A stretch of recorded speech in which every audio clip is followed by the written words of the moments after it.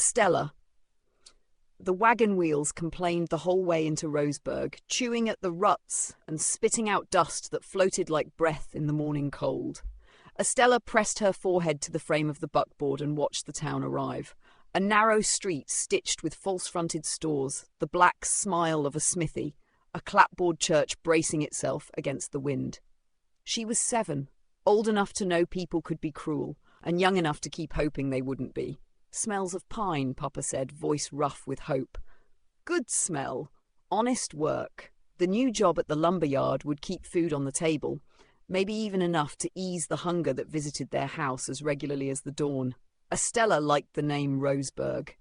A place named for roses ought to smell like sweetness and look like petals. Instead, the air smelled of sawdust and horses, and the only red she saw was the paint flaking from a hotel sign. School began 2 days later in the one-room schoolhouse, where a tin bell commanded the whole world. When Estella stepped into the yard, the same tight laughter from her last town met her like a draft under the door. Heavy, poor, fat. The words weren't shouted, they were slipped like burrs into her dress hems, buried but always scratching. That morning, a boy about her age walked through the gate, humming something cheerful that sounded like sunshine on tin. He was of average build, a touch taller than Estella, with well-trimmed, dirty blonde hair and eyes as blue as a July sky. He greeted the boys like a small governor, listening to every question about his vacation, answering without bragging. When the girls approached, he bowed, tipping a courtesy into the dust. "Jackson!" someone cried, and a half-circle of boys formed around him. Estella stayed near the fence, the slats at her back like piano keys under her shoulder blades. John, the ringleader of cruel jokes, saw her and smirked. "You don't want to meet her," he said loudly to Jackson. "She's the fat new girl. Come on, ball." Jackson's gaze drifted past the boys and found Estella. He didn't hurry. He simply walked to her like she was the most natural thing in the world to walk toward. "Hi," he said, warm as tea. "I'm Jackson. What's your name?" "Estella." Her voice tried to hide. It failed. "Nice to meet you, Estella. How do you like Roseburg so far?" "I don't," she said, and the truth relieved her like untying a boot after a long day. "People are mean." "Who?" His brow knit, not the brow of someone who doubted her, but of someone already plotting a remedy. "Almost everyone." "Well," he said lightly, but with a plain promise underneath, "I can't change everyone, but I can be your friend." The bell rang. They walked inside together, and if anyone snickered, Jackson turned and looked at them the way a summer storm looks at a campfire, calmly and with the suggestion that it could put the fire out. Papa took to the mill like a thirsty man to water, showing up early, staying late, and saying thank you over every supper. The lumber yard belonged to Mr. Stone, a man neighbours called Fair, and when they thought he wasn't listening, powerful. In Roseburg, fairness and power rarely kept company. With Mr. Stone they did. One evening, Mama announced, "We've been invited to dine with Mr. and Mrs. Stone." Estella's stomach lurched. "They're rich. We won't fit in." "You fit wherever kindness lives," Mama said, "and the Stones have plenty to spare." Their beat-up buckboard rattled to a halt in front of the whitest house Estella had ever seen. 3 tidy stories that caught the sun and threw it back at the town like a dare. A butler opened the door. The world inside was a warm hush. Polished banisters, a staircase that rose and turned as if changing its mind. A study with leather chairs so big Estella imagined sinking into one and disappearing. In the sitting room, couches were arranged so the light would never hurt your eyes, and a stone fireplace ran its orange fingers along the walls. Footsteps, laughter, Jackson's voice. Estella's shoulders dropped, nerves fled. Mrs. Stone welcomed them as if they were honoured guests instead of mill hands. The evening eased into stories, gentle questions, and the kind of listening that taught you something about yourself. Estella learned that some of the many rooms housed staff who ran the estate with quiet dignity, and others waited like open hands for visiting kin. One dinner bled into 2, then into many. The Stones were wealthy in money, and more importantly, in warmth. And as the town slowly learned that Mr. Stone tolerated meanness the way a river tolerates dust, only briefly, the worst of the jokes fell quiet. Years unfurled. Papa rose at the mill until one morning he stood at Mr. Stone's right hand, and for the first time in memory the house stopped worrying about portions. Estella and Jackson grew into themselves. He shot up to nearly 6 feet, his laugh deepening like a well. She found steadiness in her hands, a gift for making bread that filled the general store with a scent that even the unkind couldn't refuse. They had a place by the creek, a bend where water thumbed the stones and the reeds whispered town gossip they had no right to know. They spent hours there, sometimes talking, sometimes tracing the sky with their eyes and saying nothing at all. If anyone teased Estella in the street, Jackson's voice came firm, never cruel, never loud, just enough to lift the weight off her shoulders. When school ended, Jackson began learning his father's businesses. He had less time. Saturdays at the creek became a vow kept in all weathers. "My father wants me to find a husband," Estella confessed one chill day in May as geese wrote letters south across the sky. "He says I should consider the trappers passing through." She tried to laugh and couldn't. "I don't love them. I don't even know them." "I don't see why your father would want that," Jackson said, thoughtful. "You should marry someone you love." "I won't marry otherwise," she said, surprising herself with the steel in her voice. The summer brought suitors anyway. One smelled like he had forgotten water existed.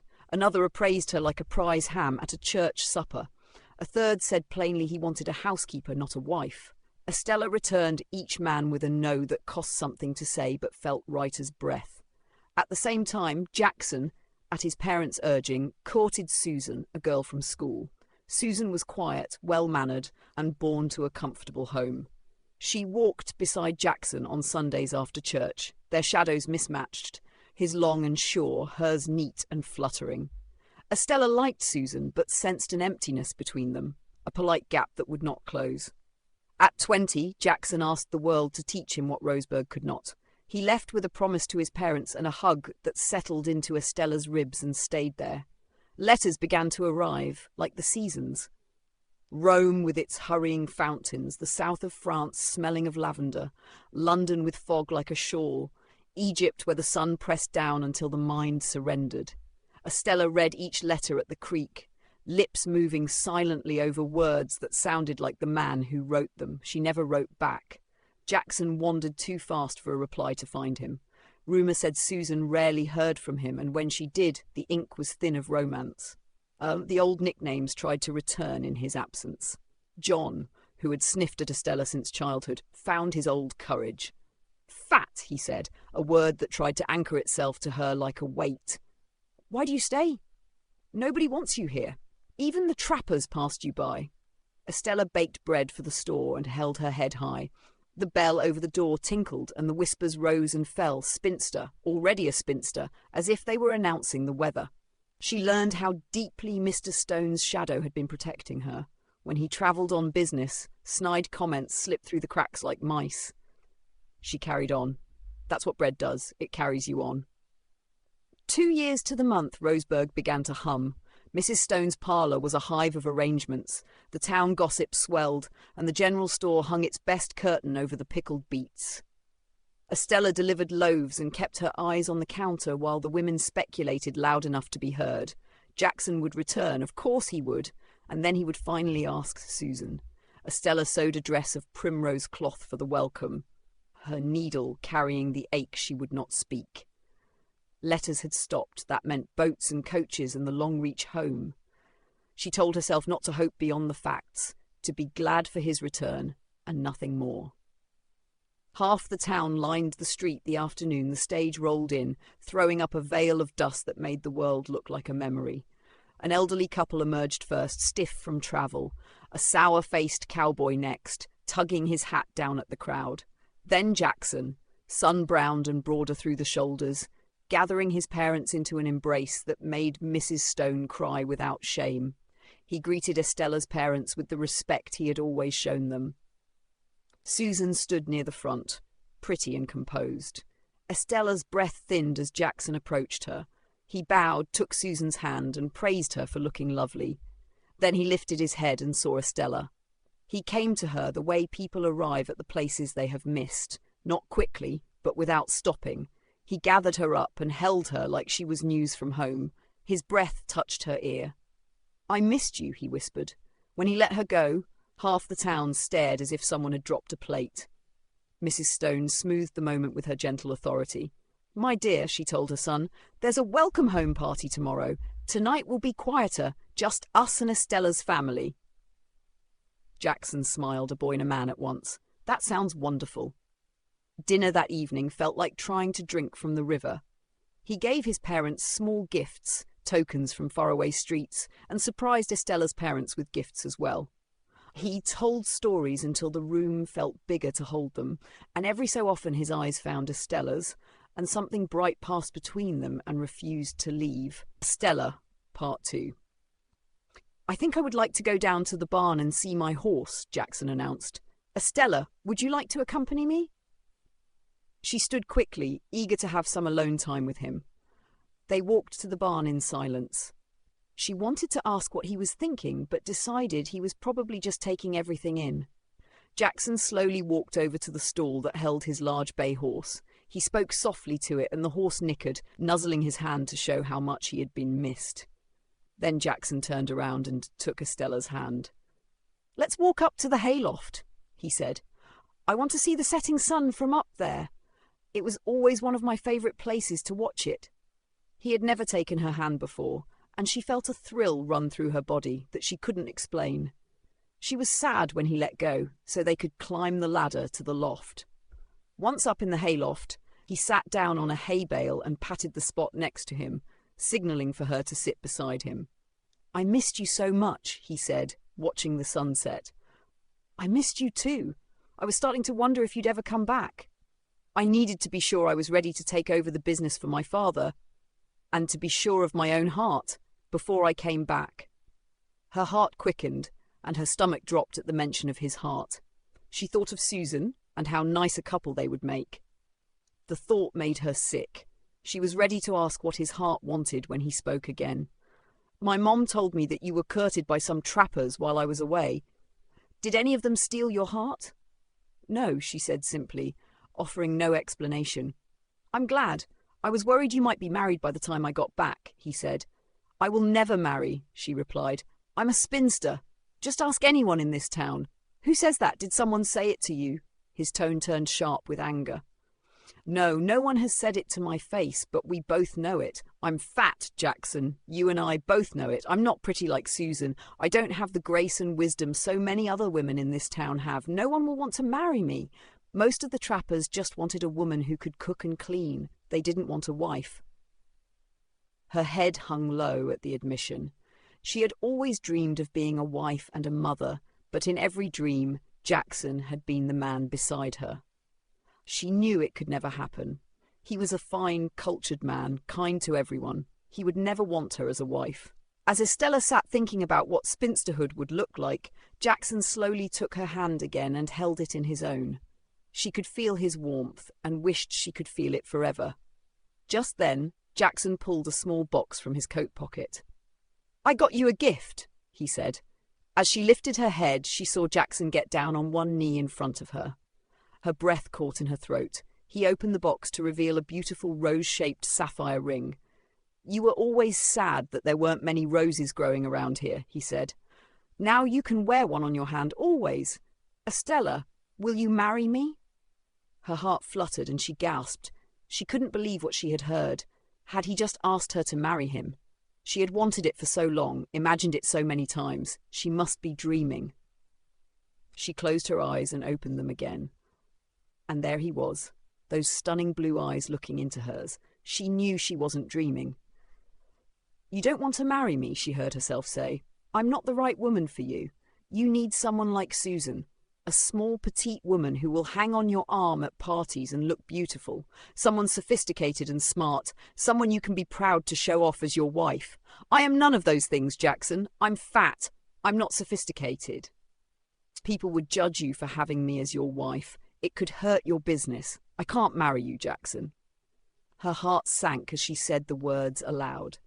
He stared at her for a long moment, then began pacing across the loft floor in frustration.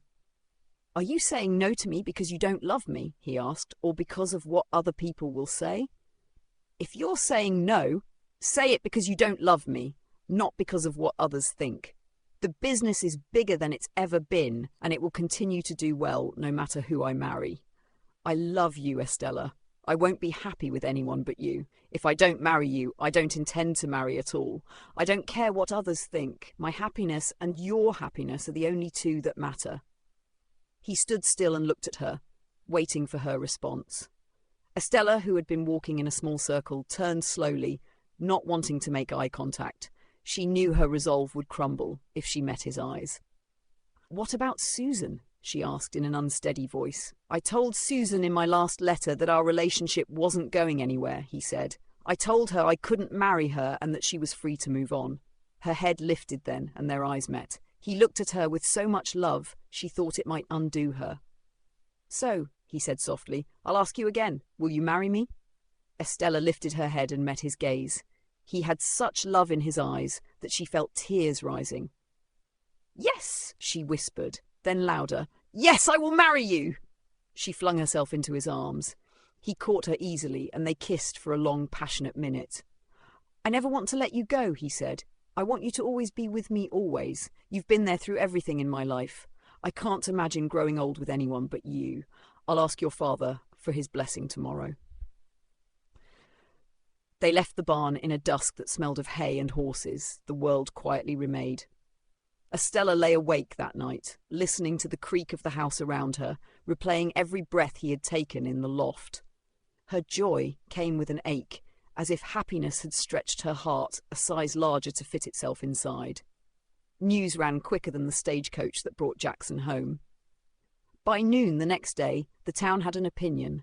Some said they saw it coming, two friends growing along the same stem until the bloom was inevitable. Others said plain that it was wrong. He needs a wife who brings connections. He needs a woman to grace rooms, not fill them. Unkind words that tried to make themselves important. Jackson and Estella walked the road out to the meadow for a picnic, as if they could outrun talk.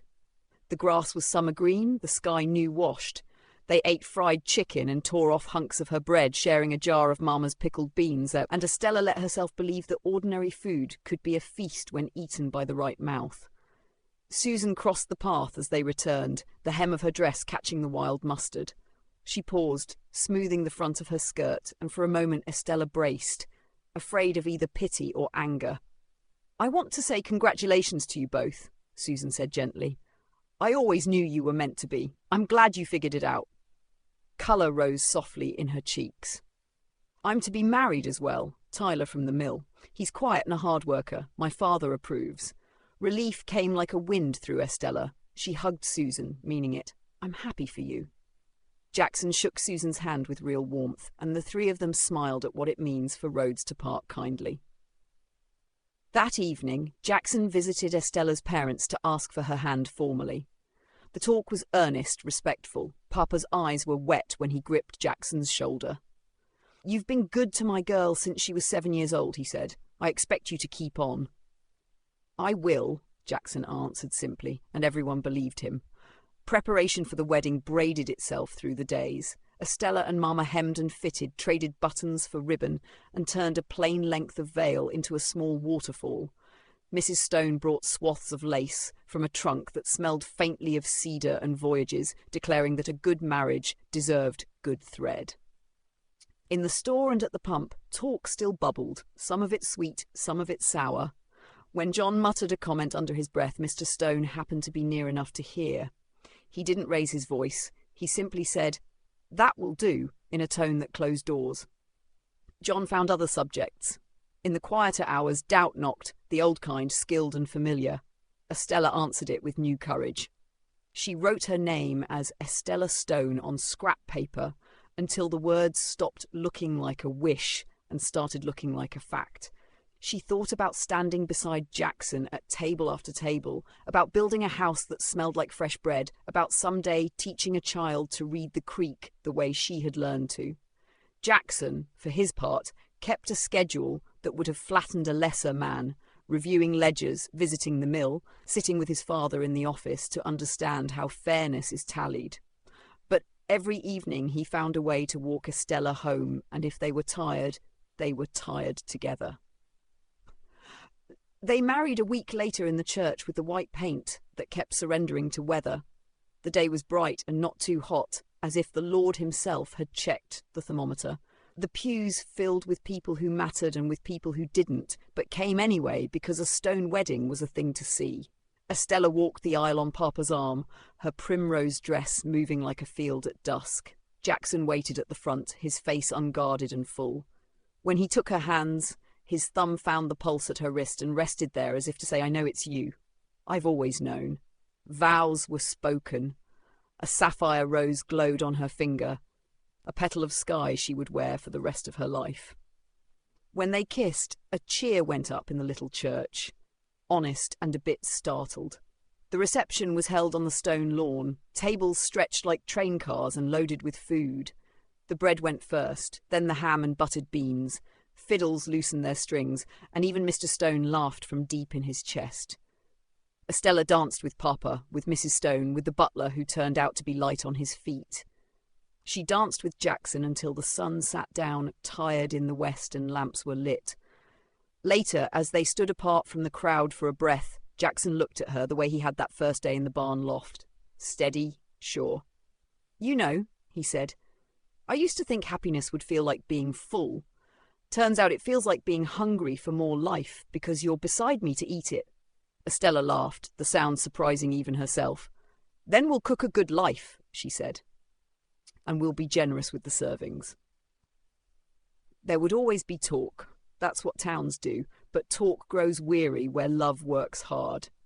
Papa kept his place at Mr. Stone's right hand. Estella's bread remained the first thing to disappear from the store's shelves. Susan and Tyler married quietly and happily. Sometimes they shared a pew with Jackson and Estella, and sometimes Susan came by with strawberries when the harvest was kind. On summer evenings, Jackson and Estella returned to the creek. They sat where reeds whispered and the water thumbed the stones, and they talked about future children who would inherit a world mixed of sawdust and roses. When the wind came through the trees and the day leaned toward dusk, Estella reached for Jackson's hand the way she reached for the right measure of flour, without thinking, exactly right. In time, people in Roseburg stopped calling her the fat girl, in part because Mr. Stone would have none of it, and in part because the town had to admit what was true, that grace can be quiet, wisdom can be warm, beauty can be generous, and love can make a lumber town bloom. And if anyone doubted it, all they had to do was look at the ring on Estella's hand, the sapphire rose that said the thing plain. Here in this place, the roses finally grew.